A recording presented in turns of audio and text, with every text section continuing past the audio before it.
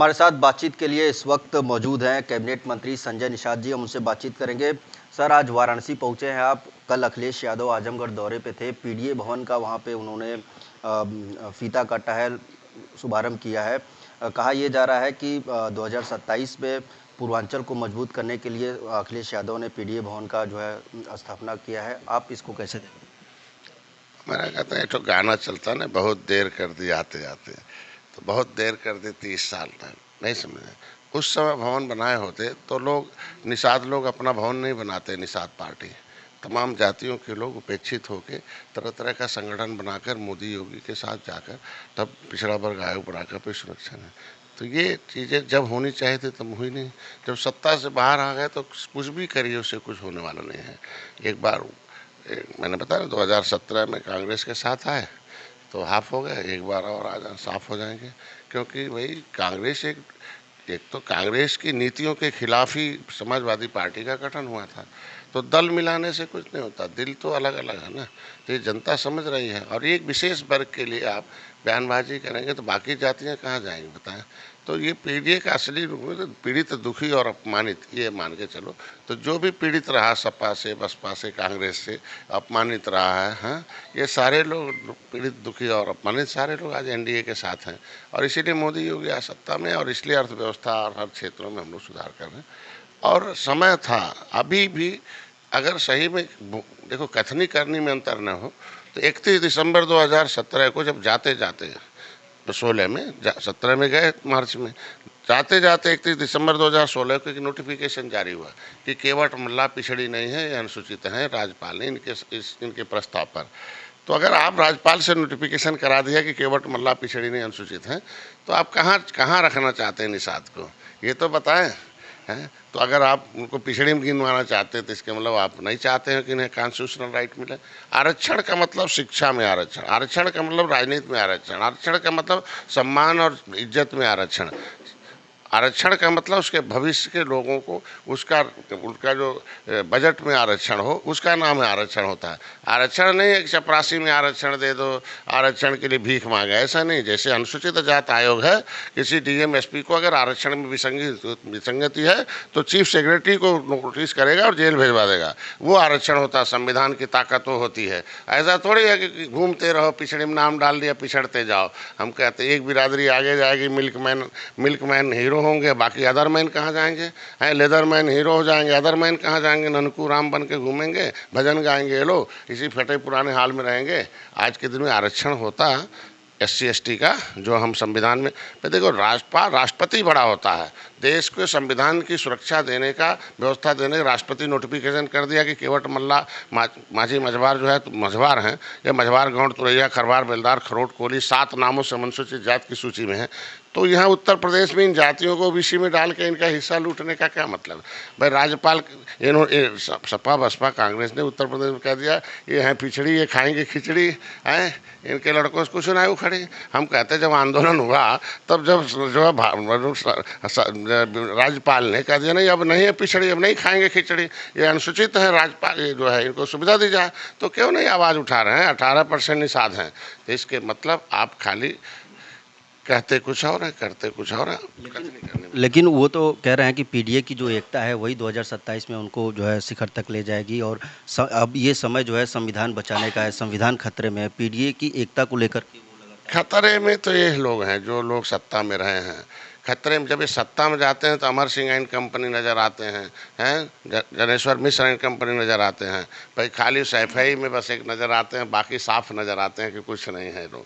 हम बाकी वो भी आते हैं तो खाली बस वही अमर सतीश मिश्रा एंड कंपनी नज़र आते हैं। ऐसे थोड़ी होता है, ये कंपनी है असली में। यह संगठन जब सोशल मीडिया नहीं था, मीडिया नहीं था, संदेश नहीं ठीक से था अंदर तक, तब वो दलित की बेटी थी।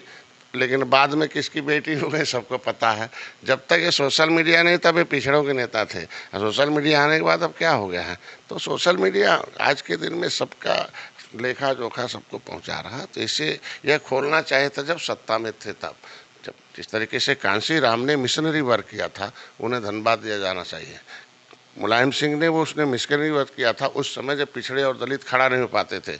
उस समय उन लोगों ने वर्क किया था, देश को जगाया था, पिछड़ों में आंदोलन करके संविधान में व्यवस्था कराई, मंडल कमीशन लागू कराया जो है नहीं, और लागू हुआ छिनवा दिया इन लोगों ने, है ना। सत्ता में आने के बाद इनको अवसर मिलना चाहिए था।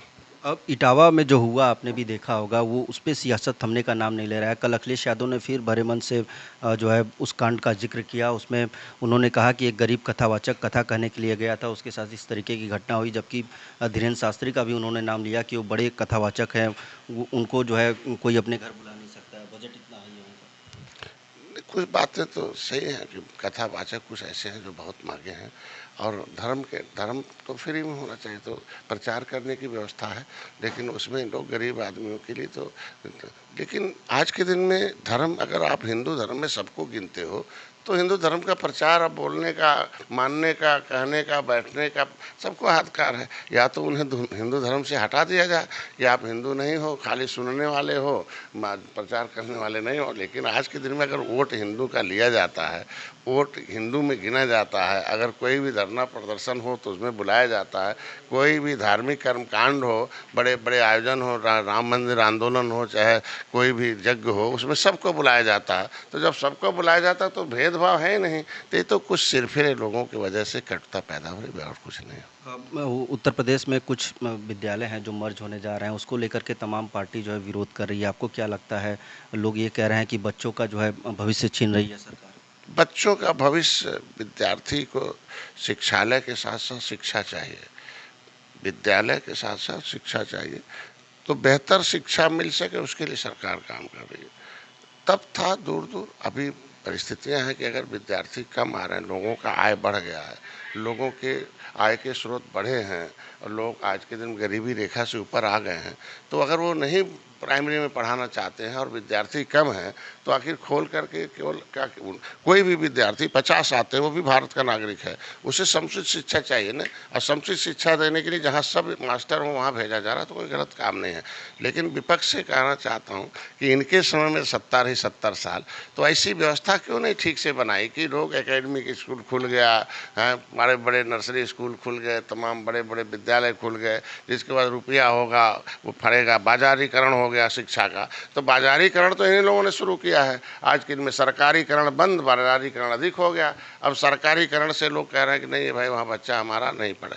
यह तभी संभव है कि सभी लोग मिलें और सभी लोग एक कानून बने कि नहीं, प्राइमरी में सबके बच्चे पढ़ेंगे, और जो शिक्षा एकेडमिक की है उससे बेहतर शिक्षा वहाँ दी जाएगी। लेकिन एक बात ज़रूर कहूँगा प्राइमरी शिक्षकों को, मैं डॉक्टर रहा हूँ, जेनेटिकली रूप से जिसके अंदर शिक्षा नहीं लेने की आदत है, 3000 वर्ष से गुलाम अंग्रेजों मुगलों का, उसके अंदर है ही नहीं, शिक्षा नहीं लेंगे, क्योंकि नाक कान गला शरीर जो है माँ बाप के जेनेटिकल कैरेक्टर है, अनुवांशिक गुण है।